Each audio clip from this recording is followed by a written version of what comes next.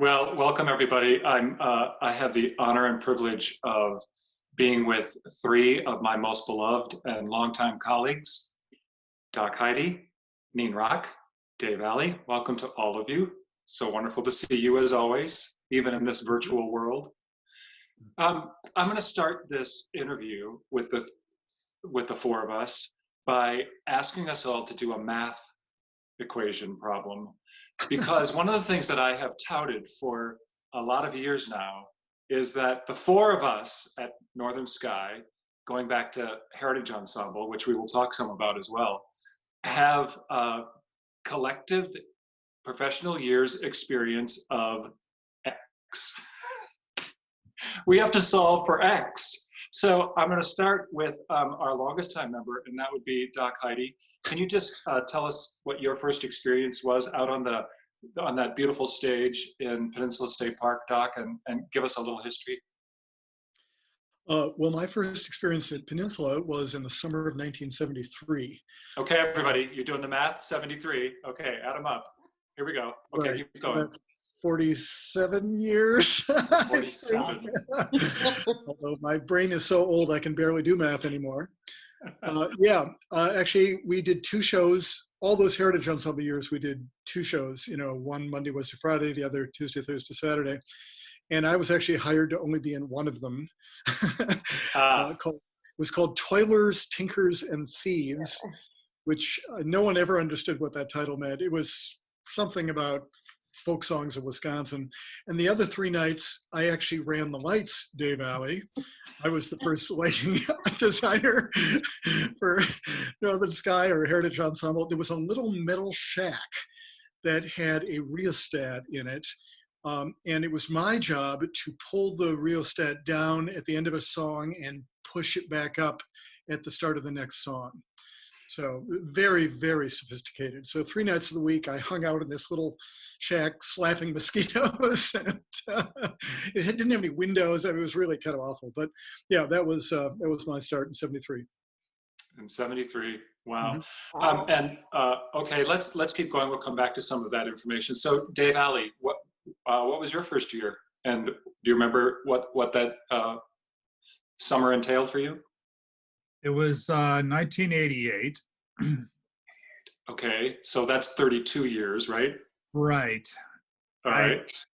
I don't remember what the shows were anymore. I can remember what the costumes looked like, probably all of Neen Rock's work, or maybe not. Maybe they just got pulled by Dave Peterson out of something down in Madison and he brought them all up. I don't remember. Well, 1988, Doc, you can help us out with this, but that would have been Dorfolk. It was Dorfolk and 10,000 Fathoms Down. That's right. Yeah. Okay. So 1988. Wow, that's amazing.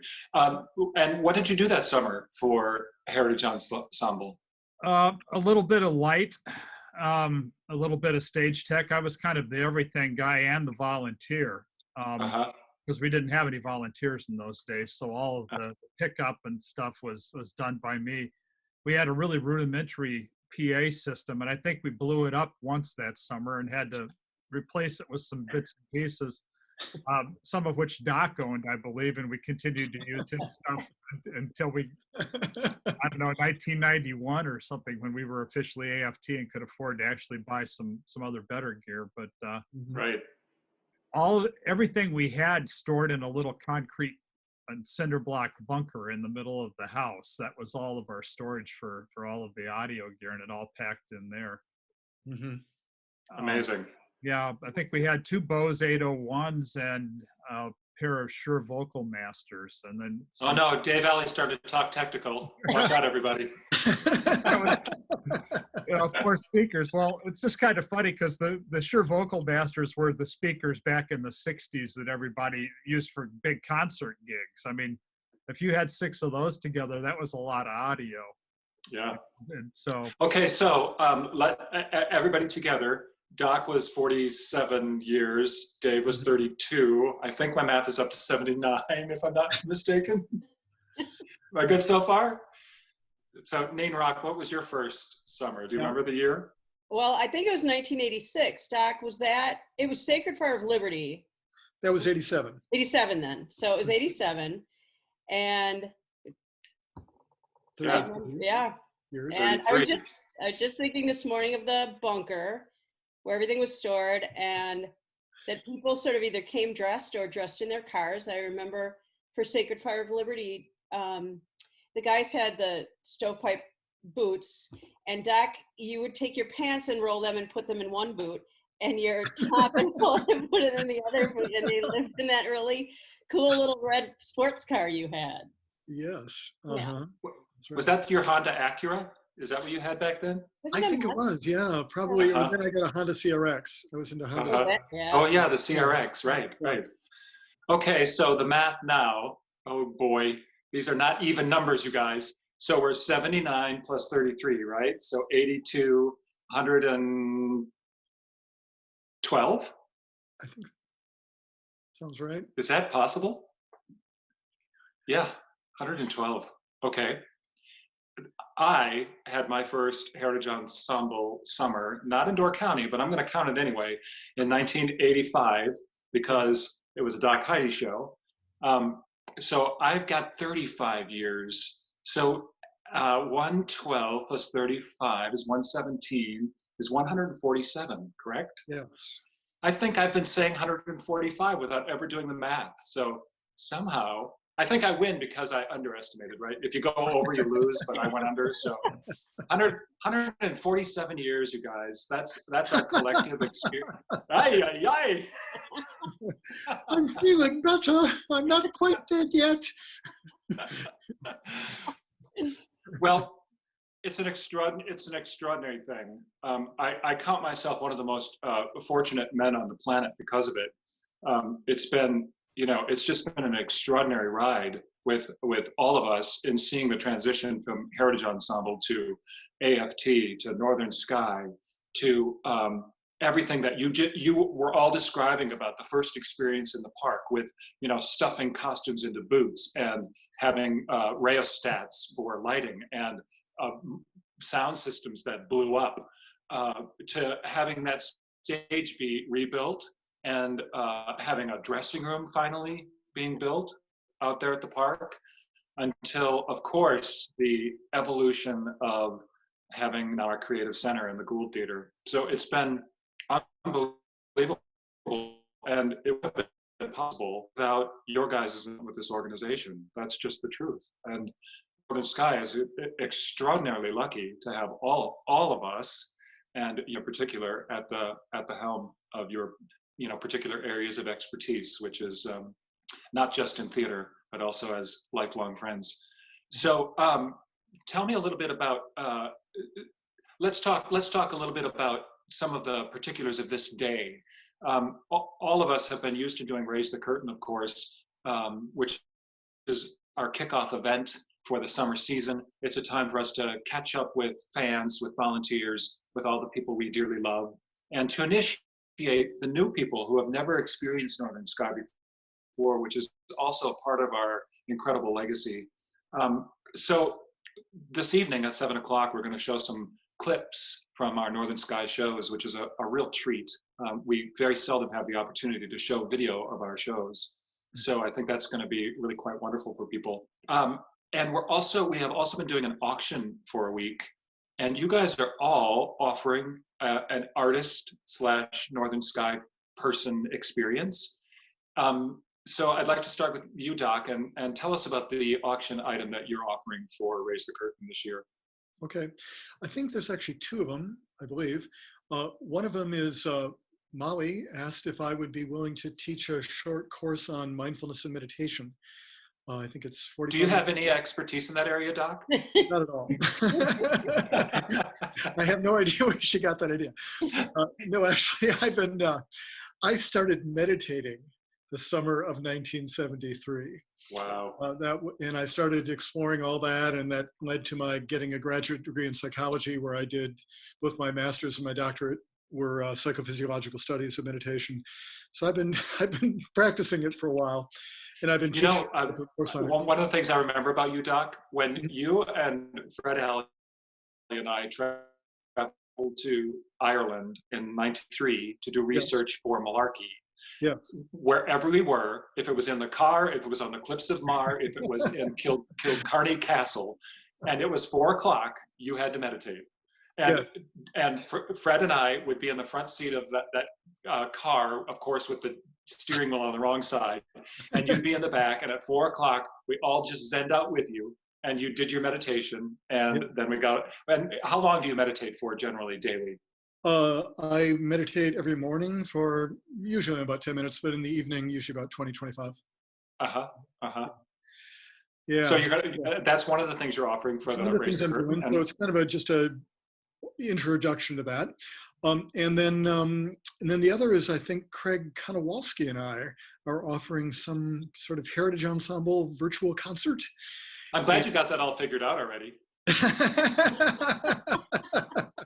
We're waiting until somebody bids on it. We don't want to get too much ahead of the curve here. But I believe that will be us each sharing via Zoom various classic songs from the Heritage Ensemble and telling a few stories and so on. Wonderful. That's fantastic. Dave Alley, what are you offering for the Raise the Curtain event? I am going to do a pesto making lesson. And Dave Alley, do you have any expertise in that area? A bit. Yeah, I've been keeping it to the company for probably about 20 years now, I guess. So I've partnered up with all sorts of different company members over the years to make it, because I do it in bulk every season. I grow a lot of basil and garlic in my own garden and try to use as much of my own product as possible. Yeah. And freeze it in ice cube trays and store it and then eat it all winter long. And anyway, I'm going to do a lesson in my own kitchen. If we're able, the person that buys the pesto making lesson will join me in the kitchen. If not, then I'll be videotaped by my loving wife, most likely. And we'll share the video and how to and recipe and pesto as well whenever I can deliver it to the person. And that's fantastic. And take it from somebody who's had Dave Alley's pesto.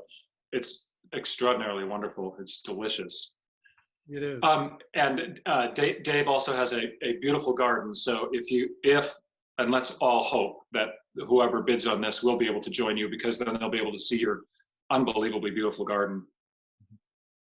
And Neen Rock, what are you offering for the Raise the Curtain auction? Well, last year, I think it was last August, can't remember quite, Molly and Chase and Sylvia approached me about helping her construct a costume. And I said, oh, great. And what costume? And they said, DJ Marshmallow. And I said, sure. And then I quickly went to the computer to find out what DJ Marshmallow was. Because I didn't have any idea. But Neither do I. I saw videos. It's a character, and you look it up. Okay. But I looked up this character and saw some videos of him, and then worked with, sometimes it was fun to work with Sylvia, and I had her like draw out the face, and because there's a couple of different ways you could have done the face, and made the costume, and then put some lighting stuff inside of it. And it's kind of funny because I asked Molly once, does she ever wear that? And Molly said, oh, she wears it all the time. So it wasn't necessarily, didn't have to be for an event, just making a costume. And it can be for an adult or child. I remember many a Halloween, people coming over to my parents' house for me to costume them, or for instance, when Cats the musical came out, I did a lot of makeup on people because they wanted, and those were mostly adults, but it could be an adult, it could be a child, it could be a couple. So that again is something that could be figured out, if anyone bids on it. Yeah. Well, the thing that strikes me in hearing about each of your guys' offerings for this auction is how incredibly well-rounded as individuals you all are. And I think that's part of the reason why, it's been such an extraordinary collaboration amongst us.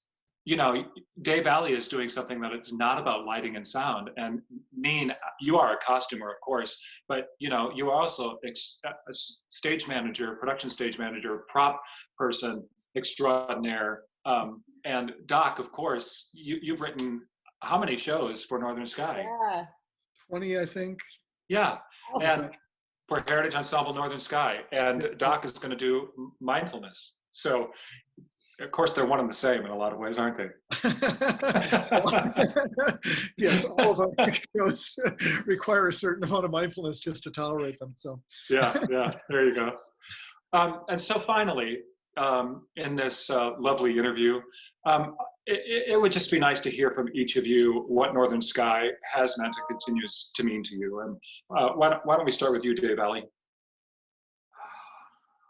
Well, I mean, it's been a huge part of my life, and I don't know who I'd be without it. It's how I identify myself, I think, as, you know, as a person, because theater's kind of been it for me for 30 plus years. I'd actually decided not to do theater coming out of school, decided it wasn't something I could make a living at. And after doing other things for a while, Fred drugged me back in, screaming and kicking. And I've been at it ever since in some fashion. And working with all of you at Northern Skies, it's been a life lesson. You know, we've built this thing that started out pretty small and ended up being something pretty large. And I'm amazed. You know, I walk into our new theater and I look at that and I go, oh my goodness, you know, we've done this. I mean, it's a place to have arrived. And I don't know, I'm kind of without words, I guess. Those are great words, Dave Alley. Neen Rock? Similar to Dave, I had met Fred Alley in Madison. I did a couple of shows with him. And he said, hey, I'm doing this thing this summer in Door County. Do you want to come along? We'll find something for you to do. And that was it. And then I met all of you. And it was, there's so much joy and love and being outside, but also the challenges were just something you just wanted to step up and do the best you could. And sometimes with very little. And it's family now. There's no question. It is as much a part of my family as my siblings. And I could not think of my life without it. It's wonderful. It's who I am. And Doc Heidi. Well, that would be a very long answer if I really did it fully. But, you know, I think it's almost for me as much family as it is art. You know, I think originally when I got involved in it, of course, I don't have a theater background. I've always felt kind of a little uncomfortable and a little out of place.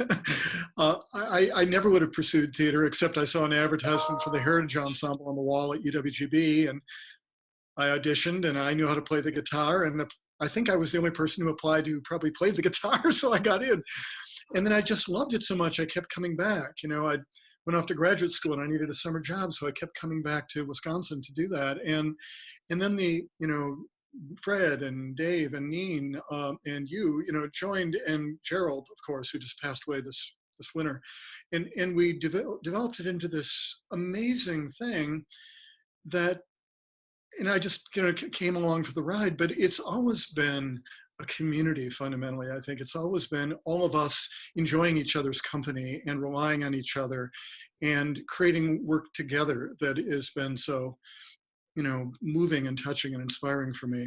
I did not ever aspire to write musical comedies. I just, I sort of fell into it because Fred Alley thought that was a good idea. And then I saw how much fun he was having at it. So I started writing him, and, it seemed to work. And so it's really central to my life, in a kind of complicated way, because I feel sort of schizophrenic. I've got these two weird lives out in California. People think that I'm a psychologist, and here people seem to think that I'm a theater person, and yeah. It's not entirely clear to me all the time which of those I am, or am I both, or am I neither? I'm some amalgamation of that, but it took a really unique organization like Northern Sky to make that possible for me, and I'm profoundly and everlastingly grateful for it. Yeah. Well, I'm just going to close this out by again thanking you guys for being such wonderful colleagues on the one hand, and even more importantly, such beautiful friends. And again, I'm deeply honored to be in your company for these collective 147 years. It's a remarkable achievement. Congratulations to all of you. Thank you. Jeff. Thanks. We feel the same way. Thanks for doing this, you guys. We'll see you at 7 o'clock. Yes. Sounds good. Okay. All right. Thanks. Bye now. Bye.